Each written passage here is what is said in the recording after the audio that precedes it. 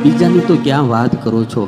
હનુમાનજીનો બાપ સ્વયં પવનદેવ રાવણને ત્યાં નોકરી કરતા હતા. લેખ બ્રહ્મા લખે પૂછી પૂછી અને હુકમ લીધા પછી વાયુ વાતા આ મેઘજળ વર્ષતા જેની આજ્ઞા થકી અને નવગ્રહ ઉચ્ચ ને નીચ થતા રાવણના દરબારમાં વાસીદું કરવાનું કામ પવનદેવનું હતું.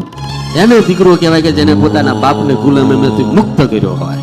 દાદાએ કઈ સામાન્ય કામ નથી કર્યું. એ વખતે 9 ગ્રહ, 10 દિગ્પાલ, 4 વેદ, મોટા મોટા સપ્તર્ષિઓએ હનુમાનજી महाराज ने हाथ जोड़ीने કીધું, हमेरे मुक्ति का मार्ग आपसे निकलता है, हमेरी मुक्ति कराओ. हनुमान जी ने कहा कि रावण मुझे कोई नहीं बांध सकता, ये तो मैंने स्वीकृत किया है.